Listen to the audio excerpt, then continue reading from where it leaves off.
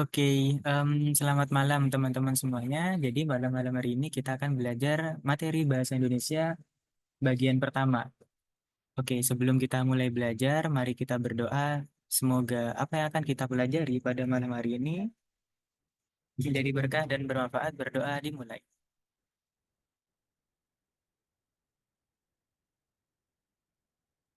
Berdoa selesai. Oke, ini suaraku aman ya. Soalnya aku lihat ini naik turunnya agak macet-macet. Gimana? Putus-putus nggak di situ? Aman, Kak. Aman ya? Oke, sip. Nah, jadi pada hari ini kita akan belajar ada tiga materi ya kan, yaitu ada kata baku, ada kata serapan, sama ada frasa. Jadi ini adalah materi dasar dari bahasa Indonesia. Kemudian yang pertama ya kan dari kata baku dulu. Kata baku adalah kata yang penulisan dan pengucapannya itu mengikuti kaidah bahasa Indonesia yang baik dan benar. Jadi sesuai apa namanya, sesuai aturan ya kan, pedoman bahasa Indonesia, yaitu EYD, KBBI gitu. WEBI. Ciri-ciri kata baku itu yang pertama, tidak dipengaruhi oleh bahasa asing atau bahasa daerah tertentu. Nah, jadi maksudnya apa? Kalau misalkan ada sebuah kata yang mana kata tersebut masih berupa bahasa asing atau bahasa daerah yang belum terdaftar di KBBI ya kan. Nah, itu masih kategorinya tidak baku gitu ya. Dia bukan kata baku. Nah, kalau sudah kata baku, berarti penulisannya tuh nggak perlu dicetak miring. Jadi kan biasanya kalau misal ada sebuah kata yang berasal dari bahasa Inggris, bahasa Belanda, ya bahasa asing lah ya, bahasa asing dan bahasa daerah itu perlu dicetak miring ya kan katanya. Karena kata tersebut masih belum baku, belum terdaftar di KBBI gitu. Terus kemudian yang kedua, ciri-ciri kata baku, pemakaian imbuhan dilakukan secara eksplisit ya kan. Nah, jadi kalau misal ada sebuah kata dasar ya kan, terus dikenai oleh imbuhan, imbuhan depan, depan belakang ya kan, atau belakang. Nah, itu harus secara eksplisit, harus sesuai dengan aturan. Jadi ada aturannya lagi gitu ya, teman-teman, untuk pemakaian imbuhan. Terus yang ketiga, ada tidak mengandung arti pleonasme ya kan. Arti pleonasme ada yang tahu tidak? Atau baru dengar nih? Pleonasme itu apa? Ada yang mau coba jawab? Pleonasme itu adalah sebuah majas ya. Kalau majas kan gaya bahasa kan ya. Pleonasme itu adalah gaya bahasa yang digunakan dengan cara menambahkan keterangan pada pernyataan yang sudah jelas atau yang nggak perlu ditambah-tambahkan lagi gitu teman. Baru dengar ya, oke nggak apa-apa. Nah istilahnya gini, majas pleonasme ya kan. Pleonasme itu penggunaan kata yang mubazir atau sebenarnya sudah jelas dan tidak perlu gitu. Nah, jadi ini berkaitan dengan ciri selanjutnya, tidak mengandung makna ganda dan tidak rancu. Nah, jadi kalau misalkan ya, eh, para siswa diharap maju ke depan. Nah, misalkan gitu ya. Nah, itu kan ada dua kata, ada maju sama ke depan. Nah, maju itu kan sudah apa pasti ke depan gitu kan. Jadi ke depan itu nggak perlu gitu. Itu ya. Terus memiliki bentuk yang tetap ya kan, itu sebuah kata dasar. Pemakaian yang sesuai dengan konteks kalimat. Ya ini penting ya. Jadi dalam sebuah kalimat, kalau kita menulis sebuah kalimat tuh harus memperhatikan diksi. Diksi itu adalah pilihan kata. Apakah kata yang kita gunakan dalam menulis itu sudah benar atau tidak gitu. Begitu. Dari ciri-cirinya ada yang mau ditanyakan tidak, teman-teman? Kalau misal sudah paham bisa kasih reaction ya. Kalau misal ada yang mau tanyakan, boleh on mic, boleh ditulis di kolom chat. Oke, aman ya. Terus kemudian, eh, nah, coba nih, pilih yang termasuk kata baku. Kita coba latihan dulu ya. Kata baku ya. Nah, ada yang mau bantu aku nggak buat ngejawab ini deh, dua dulu nih. Diagnosa atau diagnosis, aktivitas atau aktivitas. Oke, ini yang on mic mau bantu kan? Sofi mau bantu apa gimana? Oke. Oke, teman-teman pada jawab di ini ya, kolom chat ya. Bolehlah kalau misal jawab di kolom chat. Oke nih, aku yang pertama ya, diagnosa atau diagnosis. Kata Sal ini diagnosis. Oke, bentar aku coba coret-coret dulu. Oke, ini ya, diagnosis. Terus kemudian aktivitas atau aktivitas pakai V atau pakai F? Pakai V ya, aktivitas. Terus ada yang jawab apotik, bus, apotek. Loh, ini ada yang apotik, apotek. Pakai I apa pakai E nih? Ada yang jawab bus, ada yang jawab bis. Apotek pakai E. Oke, ada yang jawab apotek pakai E. Ada yang jawab oke pakai E. Terus bis pakai I ya. Terus kemudian berpikir. Aku nulis ini ya, dari apa yang kalian ini. Cedera. Ada yang cedera. Oke, ada dua nih. Ada yang cedera, ada yang cedera. Esai. Frustasi. Yuk, ada lagi. Ijazah pakai Z. Oke, banyak yang pakai Z ya jawabnya ya. Ijazah. Nasehat pakai E. Terus, pakai E atau pakai I nih? Nasehat atau nasihat? Cedera, cedera. Oke, ada yang jawab cedera. Pakai I ya. Oke, pakai ini harusnya. Nah, coba kita cek dulu ya, teman-teman. Jadi, kira-kira, nah ini yang benar. Diagnosa atau diagnosis. Nah, yang benar itu adalah diagnosis ya. Jadi kalau dalam apa namanya berakhiran A ya apa sa gitu, oh, sa apa sa ini dia menjadi sis gitu. Diagnosa ganti diagnosis, analisa ganti analisis gitu. Terus aktivitas sama aktivitas. Nah ini yang baku itu adalah aktivitas pakai V ya. Nah kalau tidak salah dulu pernah aku jelaskan ya di grup itu ada materi membedakan aktivitas sama aktivitas ya pakai V atau pakai F. Nah itu kan apa termasuk kata serapan dari bahasa Belanda ya kan activated ya kan. Jadi kalau berakhiran ted itu nanti diserap ke dalam bahasa Indonesia menjadi tas gitu. Aktivitas, aktivitas. Terus bis atau bus. Nah yang benar itu adalah bus ya. Kemudian apotek atau apotik. Yang benar adalah apotek. Terus cedera, cedera yang benar ya teman-teman. Kemudian berpikir atau berpikir yang benar adalah pakai P, berpikir. Esai, esai itu S-nya satu, kan dia dari bahasa Inggris ya, essay ya kan. Kemudian apa? E-S-S-A-Y. Nah, kalau dalam bahasa Inggris berakhiran Y itu kan diserap ke dalam bahasa Indonesia menjadi I gitu. Makanya dia jadi esai. Kemudian bukan frustasi, tapi frustrasi. Nah, nah coba kita cek ya. Kita harus eh, cek di KBBI. Oke. Nah, jadi teman-teman buat ngecek kata baku itu bisa ngecek di KBBI. Tadi kan apa? Frustasi ya. Nah, kalau kita cek, oh ternyata dia malah menampilkan rekomendasi kata lain. Nah, ternyata kata yang baku itu adalah frustrasi. Jadi ada ini nih, frustrasi. Yang tidak baku itu frustasi. Nah, gitu ya, teman-teman. Terus apa lagi tadi? Eh esai, ya kan? Nah, jadi yang tidak baku itu kan ini ya, dia masih berupa bahasa asing, kemudian diserap ke dalam bahasa Indonesia, itu menjadi esai, gitu. Terus kemudian ijazah atau ijazah pakai yang benar adalah pakai Z ya, ijazah.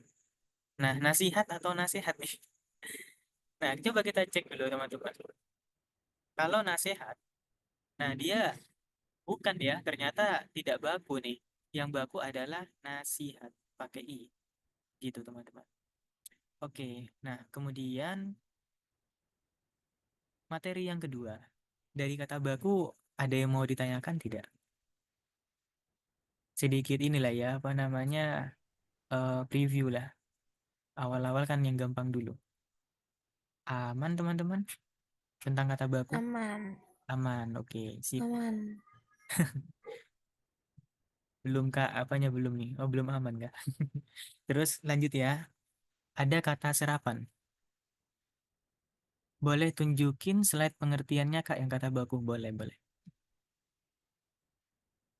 Nah ini, coba dipahami dulu. Mungkin ada yang mau ditanyakan. Jadi kata baku itu adalah kata yang penulisan dan pengucapan itu mengikuti kaidah bahasa Indonesia. Jadi sesuai dengan aturan ya kan atau pedoman ya. Eh, EYD ya kan, KBBI, PUEBI gitu. Oke, bagaimana? Sudah aman, Sofia?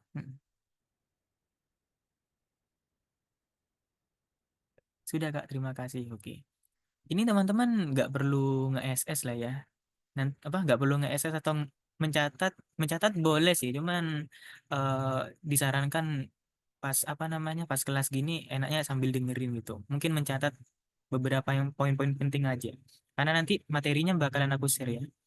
Kemudian materi selanjutnya adalah kata serapan. Kata serapan adalah kata-kata yang berasal dari bahasa selain bahasa Indonesia yang diserap ke dalam bahasa Indonesia. Oke. Ini penulisan bahasa Indonesia itu B kecil, I-nya besar ya. Oke. Kata serapan adalah kata-kata yang berasal dari bahasa selain bahasa Indonesia yang diserap ke dalam bahasa Indonesia. Nah, maksudnya gimana? Intinya gini, teman-teman. Kalau selain bahasa Indonesia tuh, nah kan Indonesia kan pernah dijajah ya sama negara-negara barat gitu. Kayak apa namanya? Inggris, Belanda, Portugis, Spanyol, Jepang gitu kan ya. Nah, dan juga Indonesia posisinya kan negara yang strategis. Jadi kayak pendatang dari negara China, terus India, terus apa? Arab gitu kan juga mempengaruhi struktur dari bahasa Indonesia gitu. Makanya bahasa Indonesia ini beragam sekali gitu. Nah, dan juga kalau dari bahasa daerah ya kan, itu ada yang banyak yang diserap ke dalam bahasa Indonesia. Jadi kalau dalam secara garis besar, kata serapan itu dibagi menjadi tiga. Yang pertama kata serapan adopsi. Namanya adopsi ya. Jadi kalau kata serapan adopsi, dia menyerap kata ya kan, yang mana pengejaannya itu tidak berubah gitu. Artinya tetap teman-teman. Jadi kalau misalkan pizza ya, nah pizza ini kan berasal dari bahasa Italia. Jadi pizza itu tetap ditulis pizza gitu. Terus ada hotdog menjadi tetap hotdog ya kan. Film jadi film, internet ya kan dari bahasa Inggris nih jadi internet. Nah, kalau tetap itu namanya adopsi gitu. Oke. Oke, mungkin teman-teman bisa ngasih contoh yang lain. Ada kata apa gitu yang berasal dari bahasa selain bahasa Indonesia, tapi dia tetap gitu. Ketika diserap dia tetap. Ada banyak sih ya harusnya ya. Kayak tadi nih pas latihan soal, masih ingat nggak? Ada kata aphelion ya kan sama perihelion. Nah, teman-teman kan mengira ya itu kan bahasa Inggris Kak gitu. Aphelion. Eh, jadi aphelion. Dia tetap ya. Teman-teman kan mengira tuh kursiun jadi kursi, matematik jadi matematika. Itu bukan adopsi, itu adaptasi. Yang kedua itu. Jadi pas latihan soal tadi, aphelion ya. Nah, ini ternyata ada teman-teman di KBBI. Jadi kalau misal sudah ada di KBBI kan kita nggak perlu mencetak miring ya kan, kata tersebut nggak perlu dicetak miring gitu. Jadi ya udah langsung aja tulis gitu. Gitu ya. Tadi yang jawab apa yang jawab kan kebanyakan yang kayak gini tuh mengubah kata apa namanya mencetak miring kata apelion dan perihelion. Nah, ternyata tidak perlu gitu. Kemudian nomor dua ada kata serapan adaptasi. Kata serapan adaptasi itu penulisan atau pengejaannya itu ditambah atau bisa juga di, dikurangi gitu. Ya intinya ada perubahan dikit-dikit. Contohnya telepon ya kan jadi telepon. Goal jadi goal. Antropologi jadi antropologi. Terus ada tadi ya kan mathematics ya kan. Mathematics jadi matematika dan sebagainya lah ya teman-teman. Nah jadi kalau misal ada perubahan gitu dia nggak tetap gitu ya. Namanya kayak yang tadi kan tetap ya. pizza, ya udah ambil semua gitu, pizza.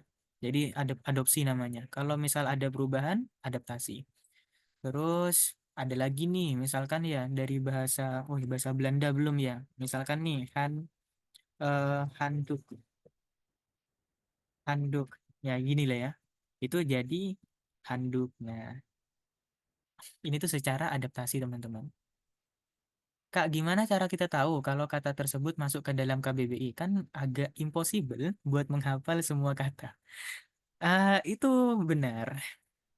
Supaya kita tahu kalau kata tersebut, oh ini kata baku ya kan. Kata baku kan kata yang udah pasti masuk di KBBI ya kan. Oh ini kata baku, ini kata tidak baku. Itu kuncinya adalah perbanyak literasi teman-teman. Jadi kalau dengan literasi itu kita bisa mendapatkan kosakata baru. Kayak tadi ya kan, ini kita lagi di kelas, oh ada pleonasme nih, kata pleonasme itu apa ya? Gitu teman-teman. Aman ya? Ini jangan coret-coret. Oke, terus lanjut lagi. Nomor 3, ada kata serapan ya kan? Kata serapan pungutan atau konsep. Namanya pungutan atau konsep itu artinya serapannya dari bahasa asing atau bahasa asalnya itu dia diambil atau diserap ke dalam bahasa Indonesia secara makna atau secara arti gitu. Contohnya gini, bahasa asingnya try out ya. Tapi ketika di bahasa Indonesia ya kan diserap tuh dia menjadi uji coba gitu. Nah ini kan udah berbeda ya, dia nggak diambil secara utuh, nggak dikurangi, nggak ditambah. Nah malah melainkan dia diambil secara makna gitu. Berarti dia masuknya ke pungutan atau konsep. Download jadi unduh, schedule jadi jadwal gitu ya, dan sebagainya. Oke, dari kata serapan aman ya teman-teman? Ya, aman ya. Aman Kak, sip sip. Terus kita lanjut lagi. Nah, coba kita latihan dulu. Kata-kata yang dicetak miring dalam kalimat berikut yang penulisannya mengikuti ejaan resmi adalah gitu ya. Nah, kira-kira yang mana nih? Coba, yang A ini bener nggak? Analisa ini. Kita perhatikan kata yang dicetak miring ya. Analisa, analisa bener nggak? Benar atau tidak nih? Analisa, tadi kan udah tuh diagnosa atau diagnosis ya. Salah ya. Oke, ya bener ya, ini salah ya. Harusnya itu dia analisis. Oke, mari kita perbaiki ya. Analisis harusnya. Terus, sudah 6 tahun ya tidak naik pangkat karena kondite. Kondite nih bener tidak? Antar bagian kayaknya Kak. Oke, sudah ada dapat jawabannya ya. Kondite. Nah, coba kita cek nih. Kondite. Kondite itu, aduh ini kok lemot webnya. Mari kita cek di KBBI web. Oh ini udah ada ya.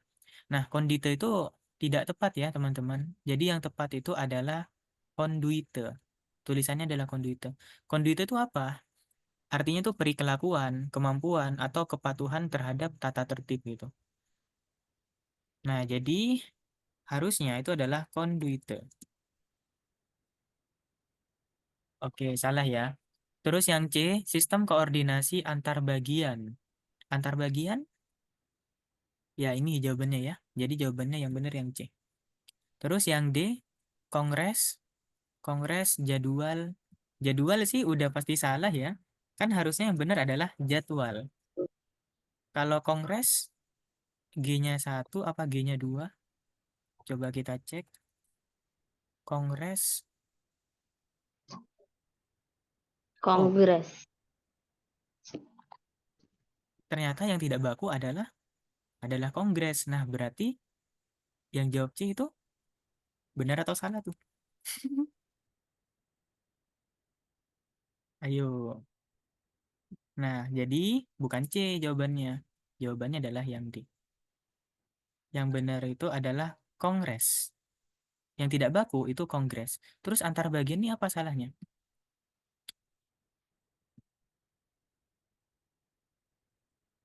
dipisah ya teman-teman. Jadi kalau apa namanya antar antar bagian antar bagian tuh dipisah. Jadi dia bukan satu. Eh, bentar. Ada spasi nggak sih Kak kalau antar bagian? Iya bener bener bener. Tapi ada salah apa namanya? Ada suatu kondisi antar itu digabung. Contohnya, bentar ya, coba kita cek. Nah, jadi kalau apa namanya dia antar kota tuh digabung. Kata antar itu ditulis ya. Kalau misalkan dia apa namanya em, serangkai, kalau serangkai itu kata tersebut kalau misal dipisah, kalau kita pisah itu dia punya makna-makna sendiri, punya makna yang berbeda gitu. Misalkan gini, antar sama kota. Kota kan ada makna sendiri, antar kan ada makna sendiri. Kalau digabung, dia kan makna baru gitu kan, antar kota. Jadi sebuah kata baru. Makanya dia ditulis secara serangkai. Nah, kalau bagian, antar itu kan bawa atau kirim ya. Kalau bagian, dia hasil membagi. Nah, dia kan ada banyak makna nih ya kan. Nah, apalagi eh, ketika digabung gini, dia tidak ditemukan dalam KBBI karena bukan makna baru gitu, bukan menghasilkan makna baru, tetap aja sama gitu. Oke, jadi jawabannya yang D ya. Dari latihan yang ini ada yang mau ditanyakan teman-teman? Kalau nggak ada, kita lanjut lagi ya ke soal berikutnya. Oke.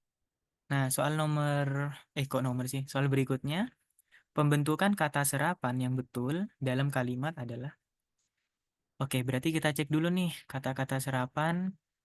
Di dunia olahraga yang dipentingkan adalah sportivitas. Nah, sportivitas ini bener nggak? Sportivitas pakai V atau pakai F? Kira-kira bagaimana nih? Pakai F kata Sophie, kata Sophie.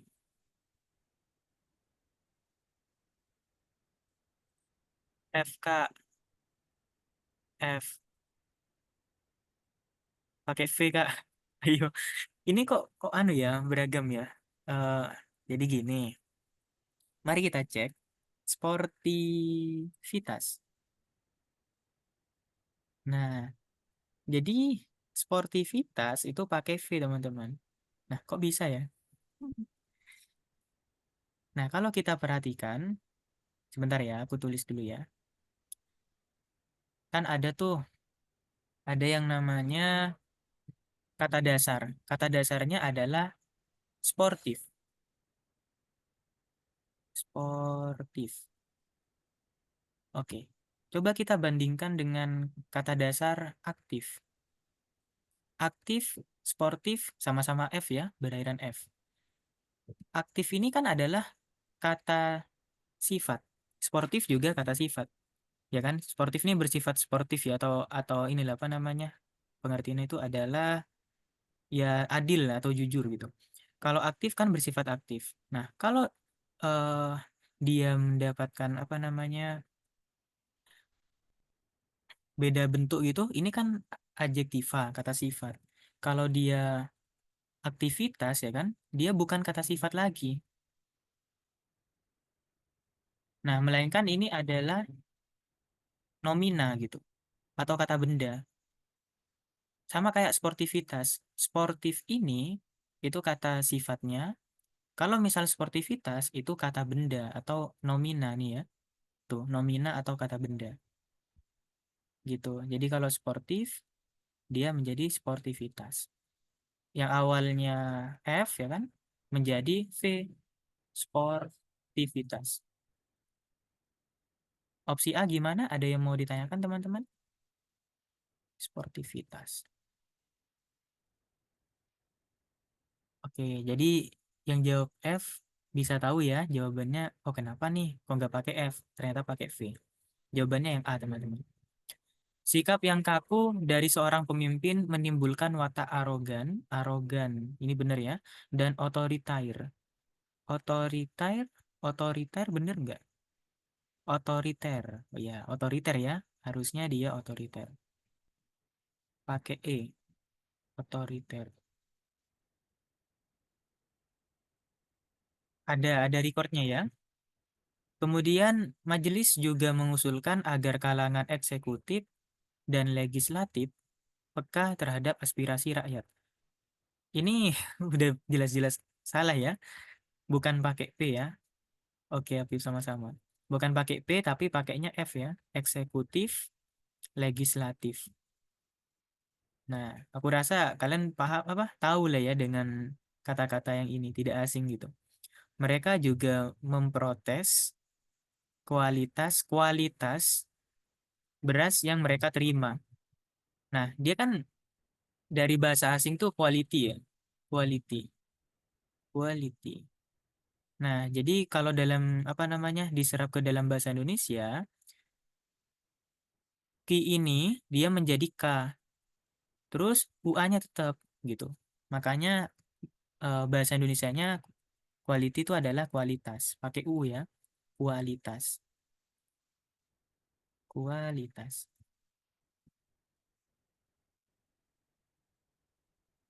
Itu teman-teman. Ya, benar, kualitas. Terus rapat itu gagal karena yang hadir tidak memenuhi quorum. Quorum.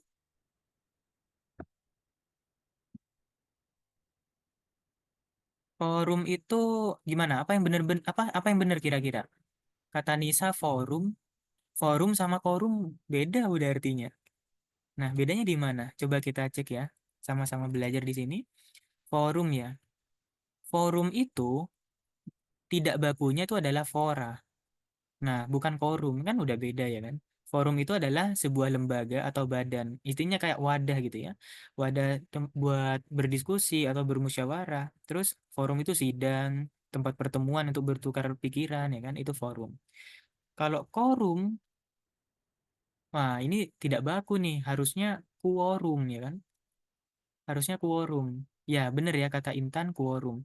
Quorum itu adalah jumlah minimum anggota yang harus hadir gitu dalam rapat.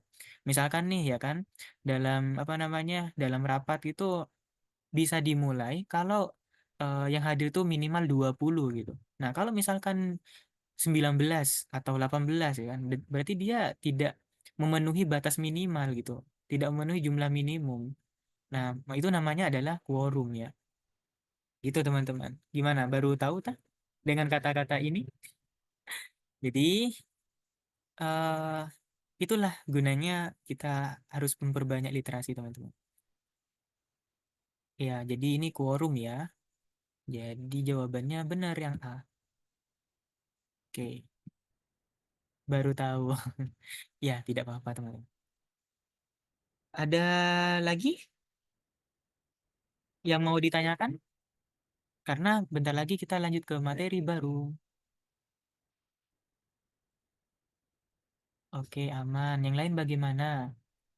Aman atau kasih reaction aja? Oke, lanjut. Siap.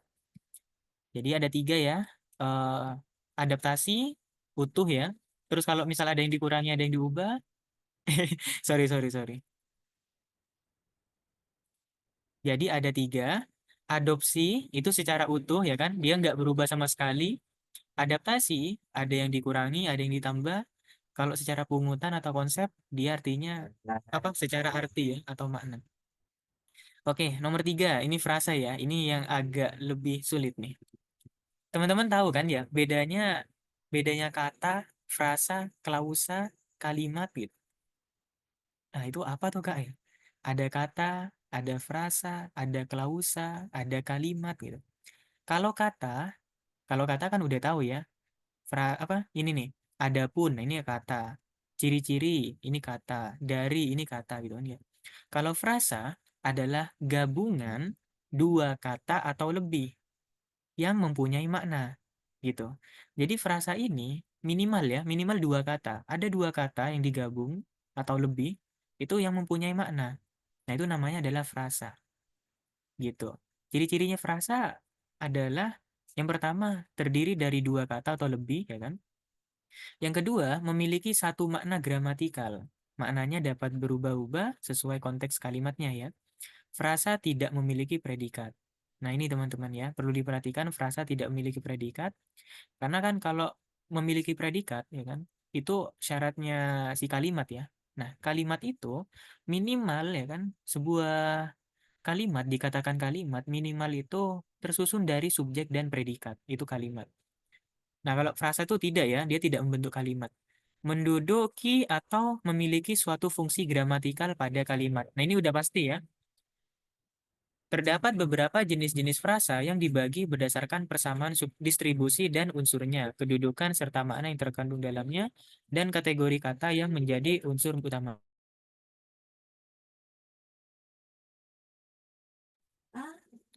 Oke, Di mana? oke, sebentar ya. Ini coba benar belum diubah. Sebentar, teman-teman. Nah, jadi frasa itu ada dua ya. Ada frasa endosentrik sama frasa eksosentrik. Kalau frasa endosentrik itu ketika unsur dipisah maknanya tidak berubah. Oke, gini teman-teman, aku belum ngasih contoh frasa ya. Frasa itu contohnya gini. Em, Cantik sekali misalkan gitu. Nah, ini adalah sebuah frasa. Dia tersusun dari dua kata. Ada kata cantik sama ada kata sekali. Nah, jadi ini adalah sebuah frasa. Terus apa lagi? Misalkan apel hijau. Apel hijau ini adalah sebuah frasa. Apel hijau.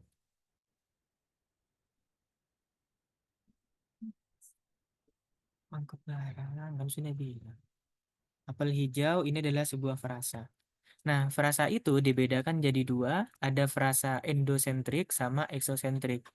Kalau frasa endosentrik itu ketika unsurnya dipisah, itu maknanya tidak berubah. Kalau frasa eksosentrik, ketika unsurnya dipisah, maknanya berubah. Nah, yang pertama dulu ya. Frasa endosentrik atau endosentrik itu contohnya dua orang pencuri diciduk polisi. Nah, ini frasa yang mana nih? Frasanya itu adalah dua orang pencuri, ya kan? Kalau misalkan kita hilangkan atau kita pisah nih, ya kan? Misalkan dihilangkan gini nih. Dua pencuri diciduk polisi. Kira-kira maknanya berubah nggak? Tidak ya? Dua orang pencuri diciduk polisi sama dua pencuri diciduk polisi. Nah, itu kan maknanya nggak berubah ya. Artinya kan secara apa makna kalimat ini itu memberitahukan bahwa ada dua orang pencuri yang diciduk polisi. Nah, berbeda dengan frasa eksosentrik. Kalau frasa eksosentrik ketika unsurnya dipisah, maknanya jadi berubah gitu. Nah, ini mungkin aku kasih tanda miring kali ya buat frasanya gitu. Ini frasanya, ini frasanya. Nah, Takehiro apakah frasa? Tidak ya. Ini kan satu kata. Melukis apakah frasa? Tidak ya. Kan ini juga satu kata. Frasanya adalah di taman bunga. Nah, frasa di taman bunga. Coba kita menghilangkan salah satu unsur. Takehiro melukis di taman bunga sama Takehiro melukis taman bunga. Itu secara makna kan udah berbeda ya. Kalau yang pertama kan bilang gini, Takehiro melukis di taman bunga. Oh, berarti Takehiro sedang melukis tempatnya di taman bunga gitu kan. Sama Takehiro melukis taman bunga. Nah, ini kan beda kan? Berarti taman bunganya itu sebagai objek dari lukisan ya kan si Takehiro. Nah, berarti ini masuknya adalah frasa eksosentris. Gitu. Sudah paham bedanya, teman-teman? Frasa endosentrik sama eksosentrik?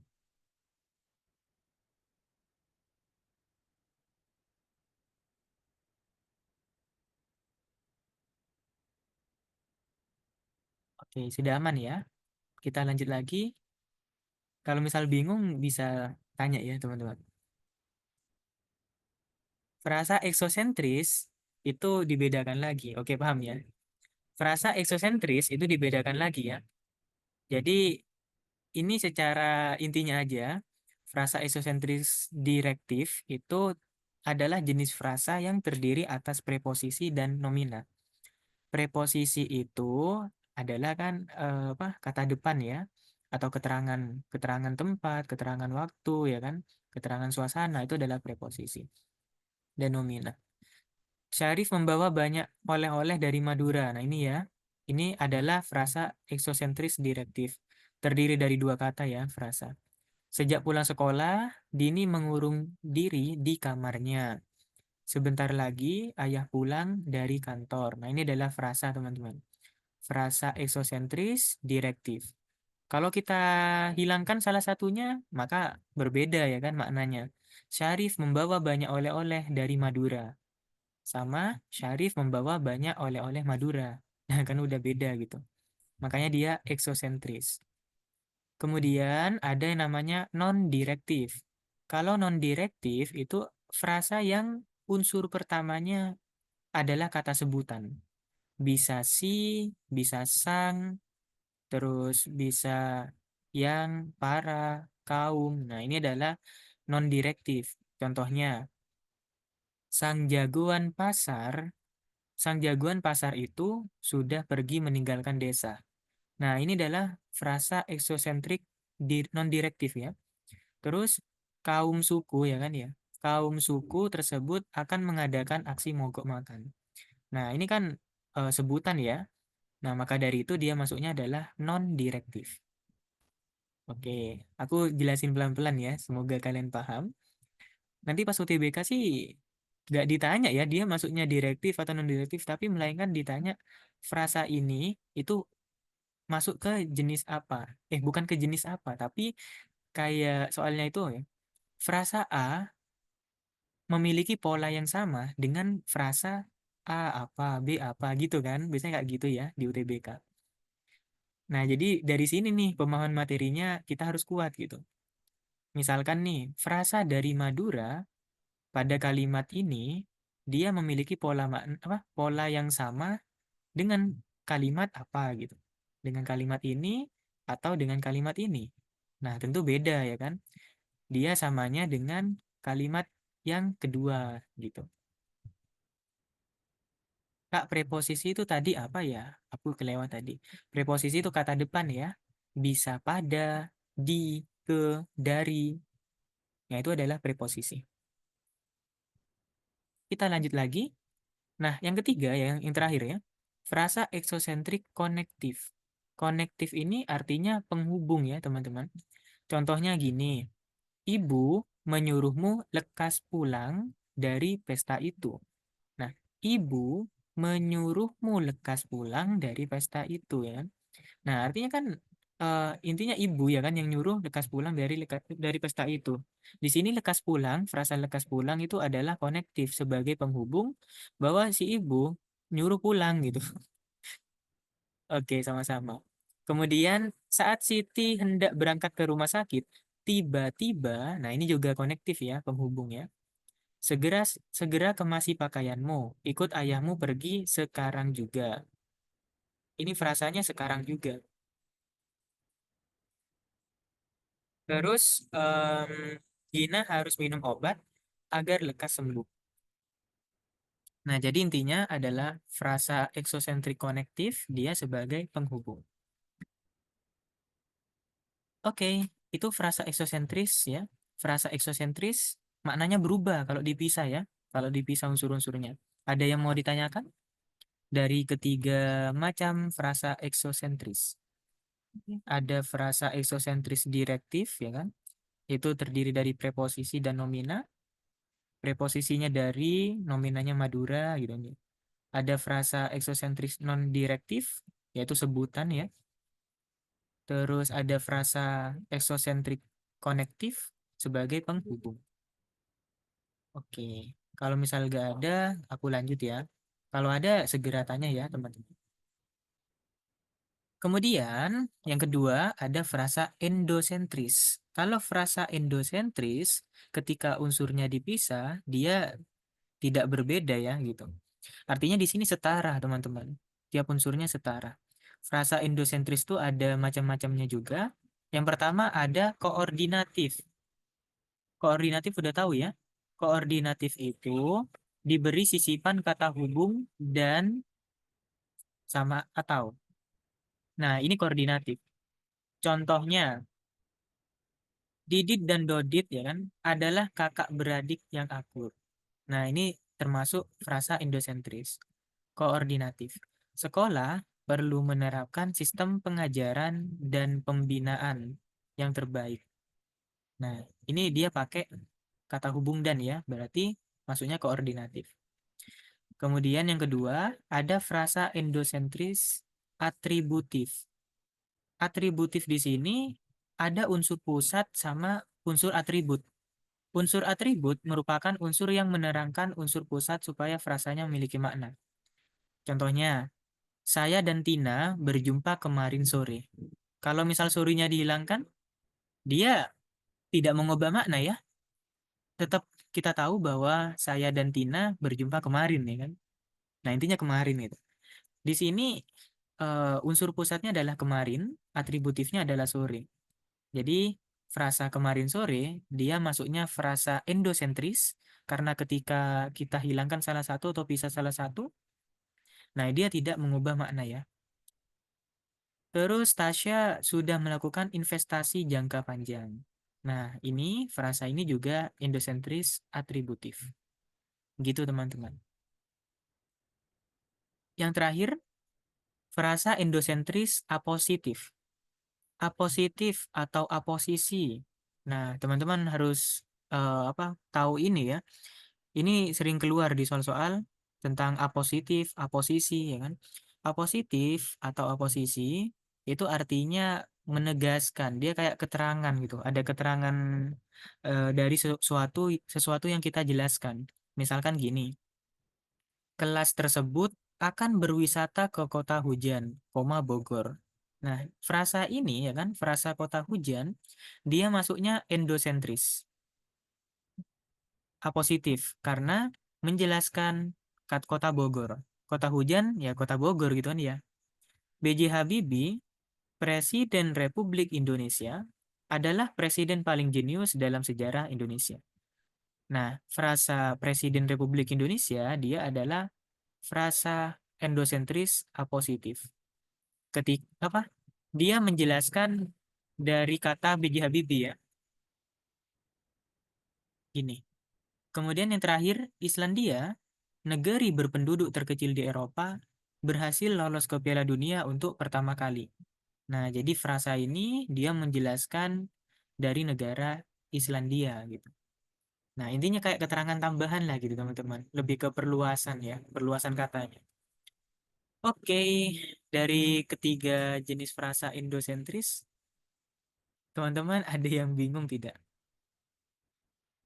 Karena habis ini tinggal satu materi, kemudian kita main kuis.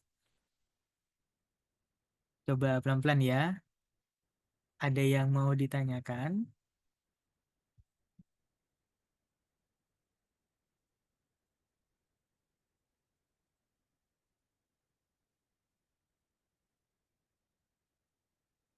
Udah mulai bingung?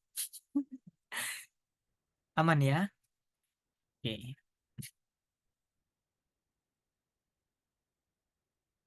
Baiklah, kalau aman kita lanjut ya.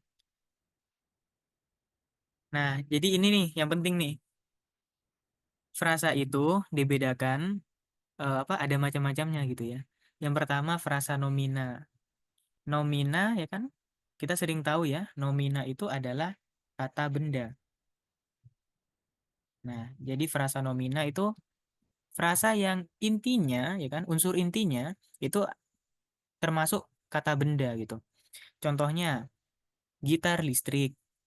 Gitar listrik, pecel lele, apel hijau, seragam sekolah baru. Nah, gitar listrik nih. Em, Coba ya, kita tulis dulu. Ambil salah satu, misalkan apel hijau. Apel hijau. Apel ini adalah kata benda. Dia nomina. Hijau ini, nah hijau itu masuknya apa teman-teman? Coba kita cek, dia masuk jenis kata apa?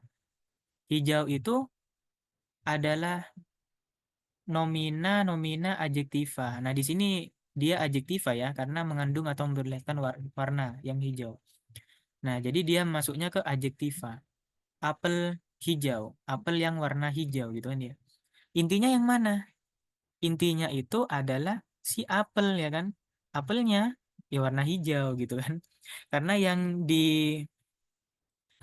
diterangkan itu adalah si apel. Hijau ini menerangkan si apelnya. Nah, maka dari itu karena intinya ada pada unsur apel, jadinya frasa apel hijau masuknya itu adalah frasa nomina. Gitu, teman-teman. Terus selanjutnya ada frasa verba. Verba itu kata kerja ya. Verba itu kata kerja. Contohnya nih ya kan, sedang membaca. Nah, sedang ini dia masuknya ke adverbia. Adverbia. Membaca masuknya ke verba, kata kerja ya kan. Intinya yang mana? Intinya itu sedang atau intinya membaca. Intinya, unsur intinya itu adalah si membaca ya kan. Nah, maka dari itu frasa sedang membaca dia masuknya ke frasa verba. Gitu, teman-teman. Dari dua jenis ini ada yang masih kurang paham tidak? Atau ada yang mau ditanyakan? Oke, kata Nisa aman ya. Ini masih aman ya, teman-teman. Jadi intinya itu kita harus mencari tahu unsur yang diterangkan sama menerangkan. Unsur yang menerangkan kayak apel nih ya kan. Nah, berarti intinya itu adalah si nomina gitu. Nah, terus ada frasa adjektiva. Frasa adjektiva, frasa yang menyatakan kata sifat. Nah, contohnya nih ya kan. Cantik sekali. Nah, cantik itu masuknya ke adjektiva ya kan. Dia kata sifat, adjektiva. Sekali dia masuknya ke adverbia, keterangan ya. Adverbia itu keterangan. Nah, yang penting yang mana? Yang penting unsur intinya yang mana? Unsur intinya sih cantik ya kan. Nah, maka dari itu dia masuknya ke kata sifat. Gitu, teman-teman.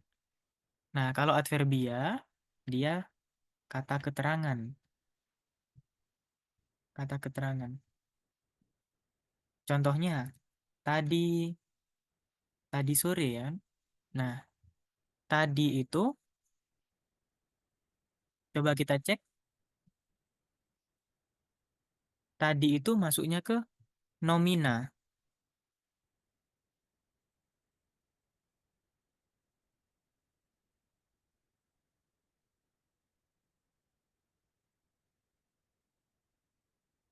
Sore itu juga nomina.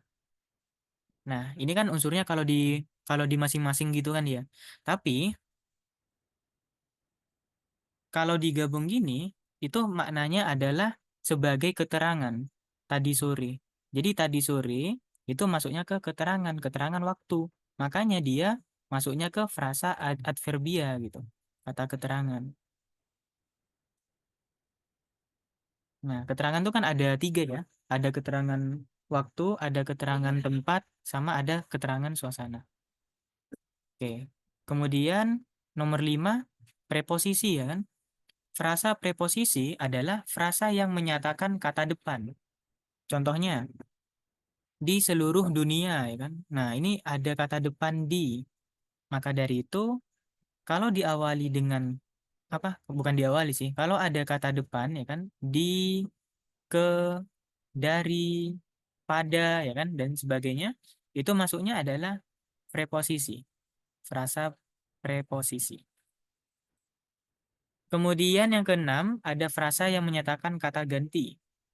Nah, kata ganti itu pronomina ya. Contohnya, ayah dan ibu, mereka bertiga, kami sekalian, adik saya. Nah, jadi kalau misal ada kata ganti orang ya kan, itu masuknya ke pronomina ya. Nah, dia sebenarnya pronomina ini sebenarnya nomina. Nah, cuman kalau apa kata ganti orang ya kan kayak ayah dan ibu, mereka bertiga, kami sekalian, adik saya, itu masuknya ke frasa pronomina gitu. Terakhir ada frasa numeralia. Kalau numeralia, namanya numer ya, numero atau nomor gitu kan ya. Dia menyatakan angka atau bilangan. Contohnya, 1 triliun. Nah, dia frasa numeralia. 30 dolar. Nah, itu frasa numeralia. 10 ekor sama 1000 tahun juga frasa numeralia. Gitu teman-teman. Dan selesai materinya. Ada yang mau ditanyakan mengenai jenis frasa atau macam-macam frasa dan materi yang sudah dijelaskan tadi?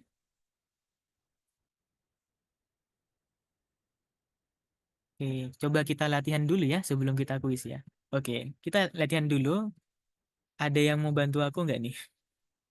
Yang pertama, ada kalimat Nyonya Charles lumayan ramah. Nah, frasa lumayan ramah ini masuk ke frasa apa ya gitu. Oke, coba kita tes tes ombak dulu lah ya sebelum kita main kuis gitu. Frasa lumayan ramah masuk ke frasa apa nih?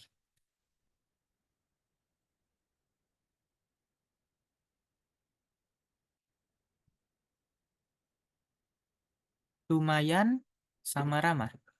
Lumayan ini frasa yang kalau satu kata dihapus maknanya tetap sama, Kak. Iya, benar. Dia masuknya ke frasa endosentris ya. Tapi bukan bukan itu maksudku. Jadi kalau dalam soal itu kan biasa apa? Kan jarang tuh yang ditanya endosentris kah, esosentris kah, tapi melainkan berdasarkan jenisnya. Apakah dia masuknya ke nomina, ke verba, adjektiva gitu. Kata Farel adjektiva. Oke, coba kita cek kalau lumayan itu adverbia ya. Terus ramah adjektiva. Nah, kalau adverbia gandengan dengan adjektiva, yang menang itu adjektiva ya. Jadi intinya itu si ramah gitu. Nah, maka dari itu benar kata Farel, dia frasa adjektiva. Gitu ya. Oh alah, ya baru tahu ya. Nah, jadi buat teman-teman yang latihan soal tadi atau kemarin kan bahasa Indonesia ya. Nah, jadi udah tahu tuh, oh ternyata ini masuknya ke nomina, masuknya ke verba, gitu. Terus lanjut lagi teman-teman. Em, Cantik sekali ya kan, Safiera cantik sekali. Frasa cantik sekali. Wah ini sudah sih. Ini sudah tadi ya. Cantik itu kan adjektiva. Terus sekali itu adverbia. Nah, jadi urutan prioritasnya itu kalah ya si adverbia ke adjektiva gitu. Nah, maka dari itu unsur utamanya atau intinya itu adalah si cantik. Berarti masuknya ke adjektiva. Nah, kemudian Hanif belajar dengan rajin. Frasa dengan rajin masuknya ke apa nih? Dengan ini adverbia.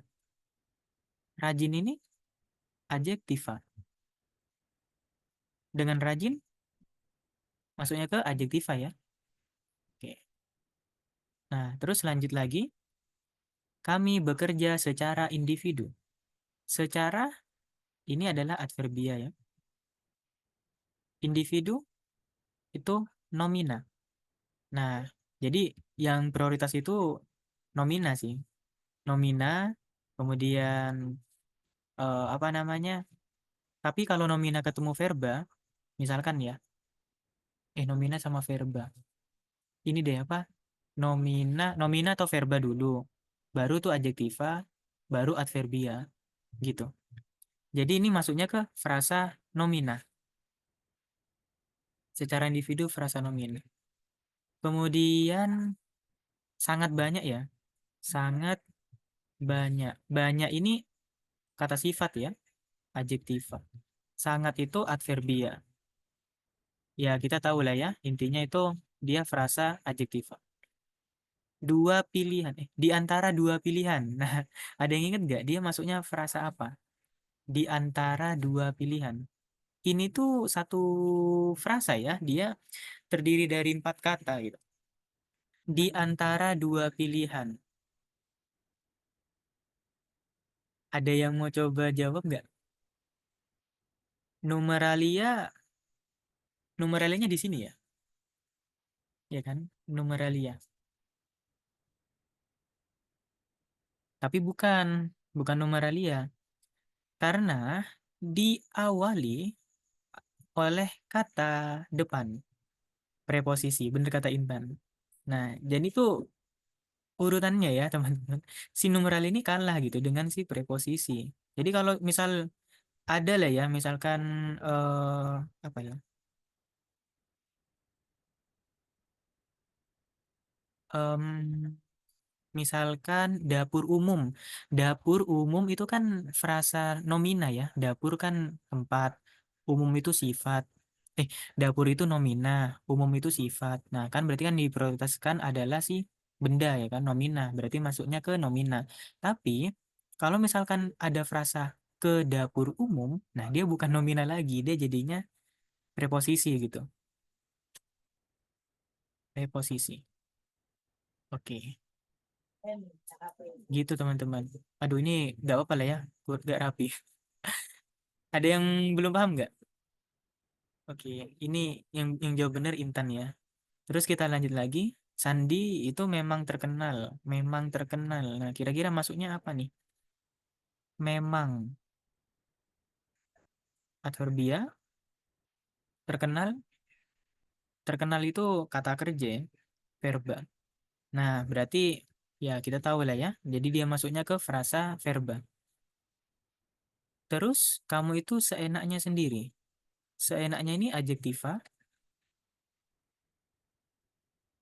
sendiri itu nomina. Nah, berarti frasa nomina gitu. Jadi udah tahu ya, misalkan adjektiva sama nomina ketemu nih, ya berarti nomina gitu. Adverbia sama verba, berarti verba. Kalau misalkan adverbia sama adjektiva, ya adjektiva. Tapi kalau misal di antara ketiganya diawali oleh preposisi, kata depan, jadinya preposisi gitu. Gitu ya, teman-teman. Latihannya sudah selesai, saatnya kita main kuis. Nah, sebelum kita main kuis, ada yang mau ditanyakan nggak? Oke, udah pada ngasih reaction ya. Oke, kalau misal nggak ada, kita main kuis. Sebentar ya, aku coba cek dulu linknya.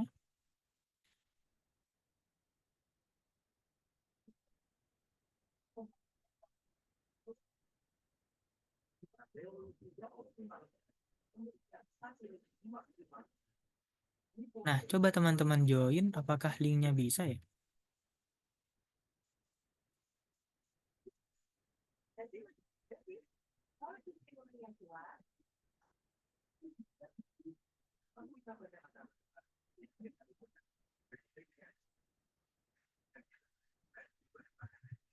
Nah, ini coba tes dulu. Coba kalian ketikkan sesuatu gitu mungkin buat ngetes apakah kalian sudah berhasil masuk gitu.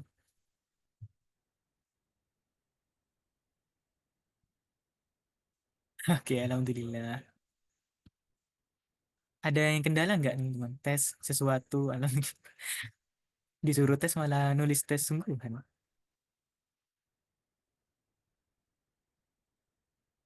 Oke, berarti aman ya? Oke, kalau aman, aku share link soalnya. Nah, sekarang ganti nggak? Oke. Oh, malah malah ngirim SS sama. Oh iya bener berarti ya. Oke.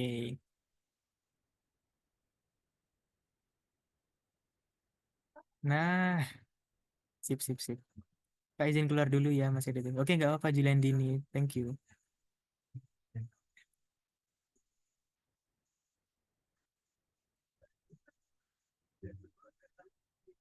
Ada lagi nggak nih?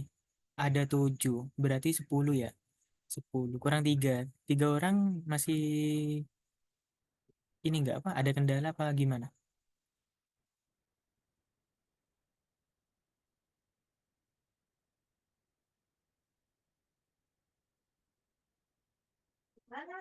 Gimana gimana?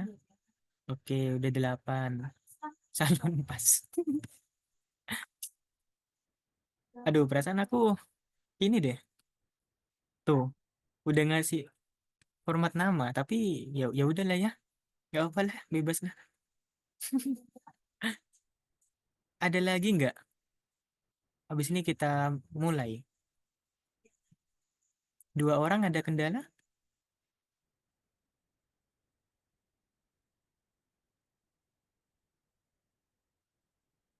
Novi, Nisa, Salon Pas, Sofi, Sofi, Nana, Farel, Intan. Oke, aku mulai ya. Mau mulai apa gimana nih? Ini ada yang masih belum join nih. Ada kendala? Oke, oke. Oke, oke, nggak apa, nggak apa.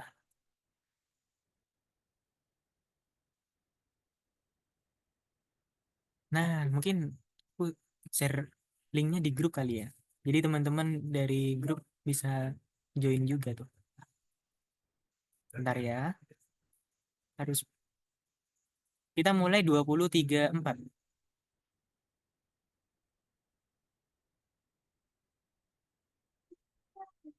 Kita kan cuci kaki. Oke, ini Foto kan. em, Terus.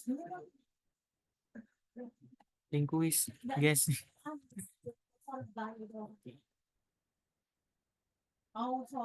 Ntar aku share screen lagi. Ini ke sini. Oke ya, ini sudah 8 masih ya. Oke lah, nggak apa-apa. Kita nggak bisa diganti. Oke, nggak apa lah ya. Kalau yang nggak bisa diganti nggak apa-apa. Kita langsung mulai saja. Soal yang pertama, dah kalian kerjakan dulu ya. Ntar kita bahas.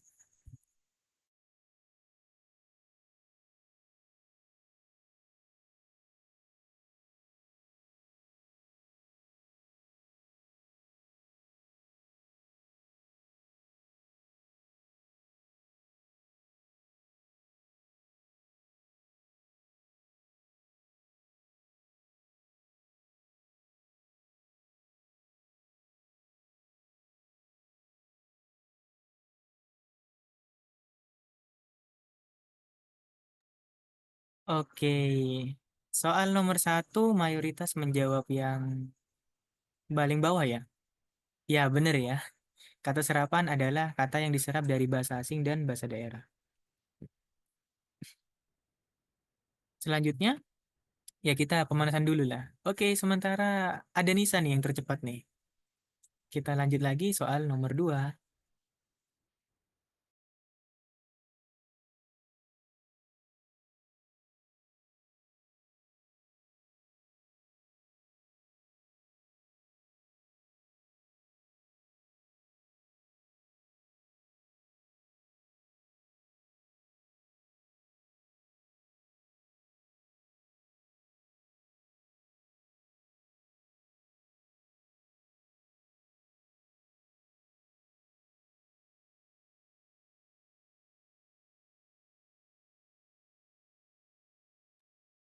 Oke, ini mayoritas menjawab berimbuhan. Ya, bener ya. Jadi kan tadi unsur unsur serapan itu ada 3 ya. Ada adopsi, adaptasi, sama pungutan. Pungutan tuh secara makna ya. Jadi yang bukan tuh berimbuhan. Oke, ya masih Nisa yang memimpin. Terus kita lanjut lagi soal berikutnya.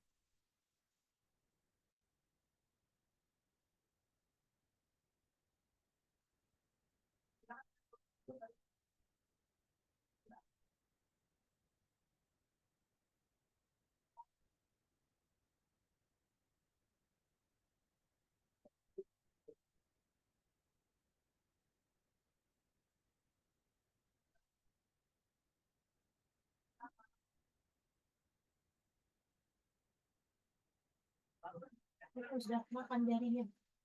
Oke, jawabannya cukup cukup imbang ya. Berikut ini adalah kata serapan berakhiran asing yang tidak baku. Kita mencari yang tidak baku. Netralisir baku atau tidak nih? Fanatisme, kontraktor, sama energi. Jawabannya adalah netralisir ya. Nah, jadi Kalau misal apa namanya berairan ir, berairan ir ini dia berasal dari bahasa Belanda gitu. Nah, dia menjadi isasi. Kalau berairan ir diserap ke dalam bahasa Indonesia menjadi isasi. Netralisir berarti netralisasi. Terus organisir berarti organisasi. Legalisir, legalisasi gitu. Proklamir berarti menjadi proklamisasi. Gitu ya, teman-teman. Terus oke, disalib oleh Farel ya. Terus nomor 4, mana kata serapan yang baku?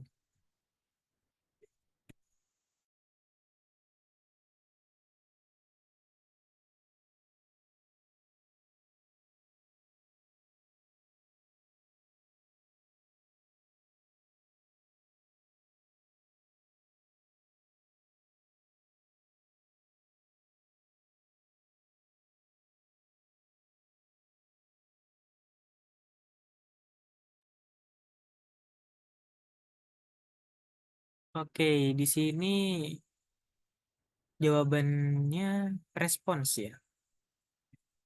Ya, bener ya. Jadi yang benar itu adalah respons pakai S ya kan? Bukan nggak pakai S gitu. Yang benar adalah pakai S. Oke, di sini masih ada Farel yang memimpin. Soal berikutnya, mana kata serapan yang baku?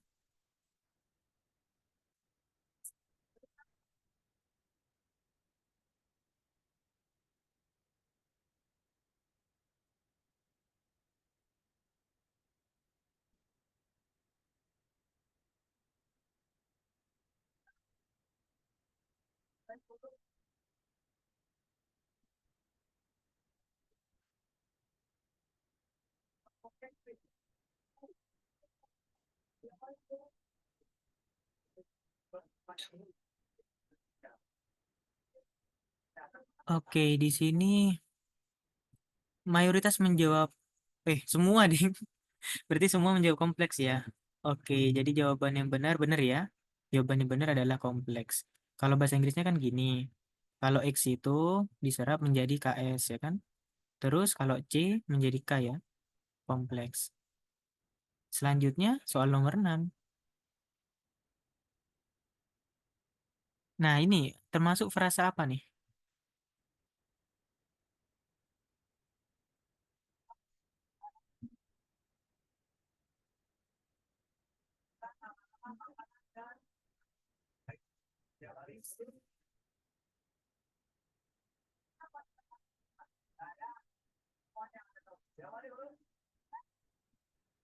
Oke, harus bener dong. Ini gampang nggak sih? Jadi, mayoritas menjawab numeralia. Jawabannya adalah numeralia ya. Bener ya? 200 juta dolar. Oke, masih belum berubah ternyata leaderboardnya. Kita lanjut lagi. Manakah frasa yang memiliki pola yang sama seperti frasa merobek surat?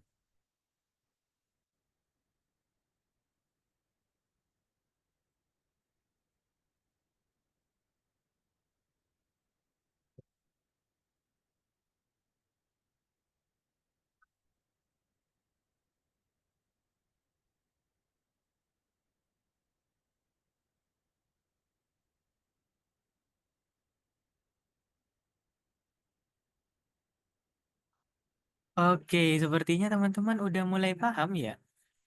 Frasa merobek surat itu dia masuknya ke verba ya. Ini verba, ini nomina. Oh, ini teman-teman. Jadi kalau ada verba sama nomina, dia intinya adalah verba. Makanya dia masuknya ke verba gitu. Kurang sehat itu intinya sehat ya, berarti adjektiva. Di kantor preposisi. Gawai itu nomina, baru itu adjektiva. Berarti gawai baru adalah nomina. Meluluhkan hati, meluluhkan itu verba, hati itu nominal. Nah, tak gini yang keluar di UTBK tuh apa? Dia maksudnya jenis frasa apa gitu. Musyawarah desa ini nomina ya. Gitu teman-teman. Oke, sudah paham ternyata. Butuh soal yang sulit ternyata ya. Kurang sulit ini soalnya. Oke, masih tetap ternyata nomor 8. Frasa tiga orang siswa pada kalimat tiga orang siswa sedang belajar kimia di perpustakaan termasuk jenis frasa.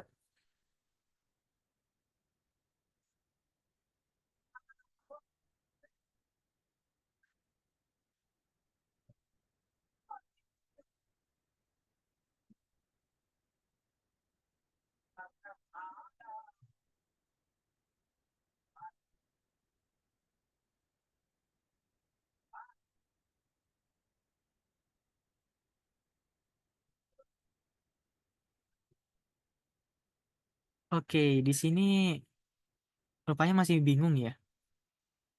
Jawaban yang benar adalah, sebentar ya. Jawaban yang benar adalah yang A ya. Jadi, endosentris itu kalau dipisah unsurnya, maknanya tuh tidak berubah. Nah, kenapa nggak berubah? Karena sebenarnya kedudukannya itu setara, teman-teman. Tiga orang siswa, ya kan? Nah, coba kalau misalkan siswanya dihilangin. Tiga orang sedang belajar kimia di perpustakaan. Nah, berarti secara gramatikal, kalimatnya itu masih memiliki makna gitu ya, masih bagus, masih efektif gitu. Nah, kalau misalkan orangnya dihilangkan, tiga siswa sedang belajar kimia di perpustakaan. Nah, berarti kan tetap sama ya kan? Nah, berarti setara itu teman-teman. Jadi masuknya ke frasa endosentris. Kalau eksosentris, ketika dihilangkan salah satu, maka dia udah berubah makna gitu. Contohnya kayak tadi ya, Takehiro melukis di taman bunga, D-nya dihilangin, berarti kan udah berubah makna. Oke, ternyata Novi menyalip Farel ya. Oke, yuk soal nomor 9.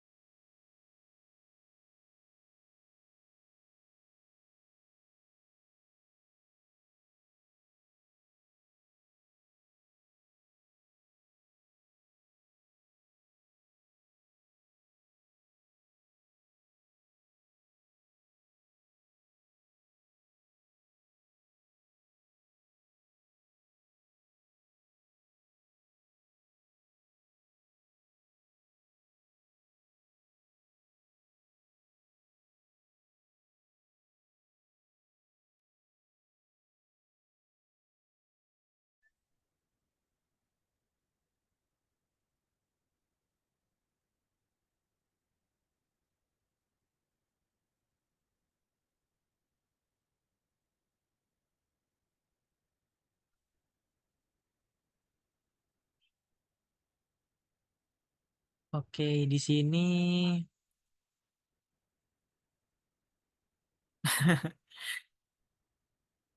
soalnya itu adalah Jungkook, anggota termuda BTS, meraih penghargaan Daesang untuk menampilkan terbaiknya di panggung. Oke, ini ya frasa anggota termuda BTS. Nah, masih ingat gak teman-teman? Ini jawabannya itu adalah A positif ya. Karena frasa A positif itu adalah mengandung keterangan ya kan atau penjelasan dari kata sebelumnya gitu. Ini kan ada kata Jungkook ya. Berarti eh, frasa anggota termuda BTS dia menjelaskan dari si Jungkooknya ini gitu. Gimana masih bingung tidak? Kalau atributif dia menyertakan atribut ya. Tapi tidak ya. Kalau koordinatif ada penghubung ya kan kata hubung dan gitu.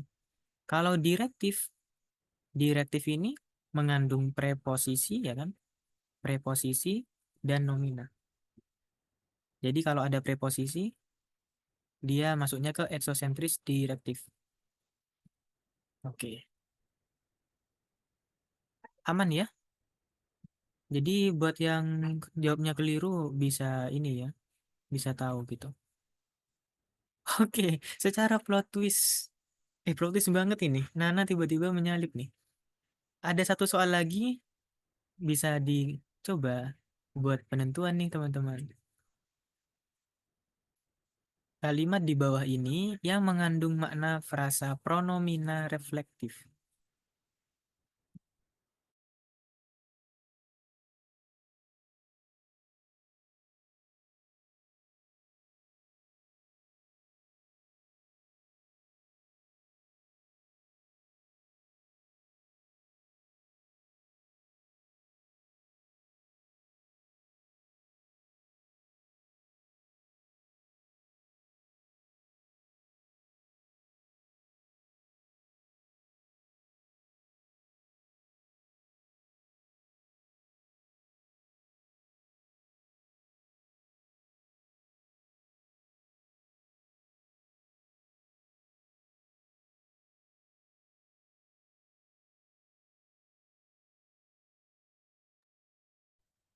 Oke, 3, 2, 1. Oke, mayoritas menjawab A. Apakah benar? Oke, benar ya. Em, Pronomina ya kan? Masih ingat kan? Frasa pronomina itu adalah frasa nomina yang termasuk kata ganti, terutama kata ganti orang ya. Nah, itu seperti apa? Frasa ini, istrinya sendiri ya kan? Nah, ini kan pronomina teman-teman. Istrinya sendiri. Nah, ini kan terus ada katanya. Nah, katanya ini dia merujuk pada seorang perempuan yang dilukis oleh Banu. Nah, karena merujuk itu namanya reflektif, ya kan? Merujuk itu. Sosok perempuan yang dilukis oleh Banu adalah istrinya sendiri. Aku dan dia tidak pernah berjumpa semenjak lulus kuliah, ini bukan ya. Putri Kirana sungguh cantik dan sederhana. Pendapatan yang kami peroleh dari penjualan kopi tidak seberapa. Buku ini sudah dijual oleh pemiliknya. Nah, pemiliknya ini kan reflektif ya. Tapi dia bukan frasa. Dia cuma satu kata gitu. Ya kan? Frasa itu kan minimal dua kata atau lebih gitu ya. Oke, dah sudah selesai. Itu soal terakhir teman-teman. Dan coba kita lihat siapakah yang menempati posisi pertama. Ya, selamat kepada Nana. Sebenarnya Nana sama Novi ini sama-sama benar 9 ya. Cuman kalah cepat aja. Tapi gak apalah buat sesuruhan aja ya. Oke teman-teman, sudah selesai kuisnya. Ada yang mau ditanyakan mengenai materi pada malam hari ini?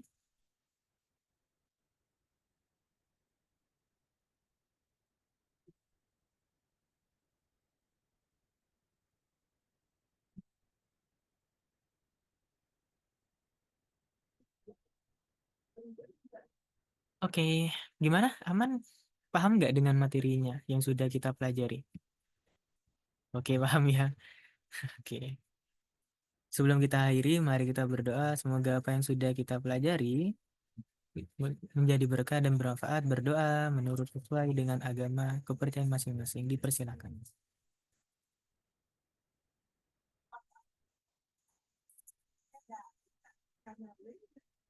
Berdoa selesai. Oke teman-teman, terima kasih yang sudah meluangkan waktunya untuk belajar pada malam hari ini. Semoga kita dapat bertemu kembali di pertemuan berikutnya. Oke, eh, besok, eh, ya habis ini latihan soalnya berkaitan dengan apa yang sudah dipelajari ya. Sepertinya besok ya. Oke, sama-sama teman-teman.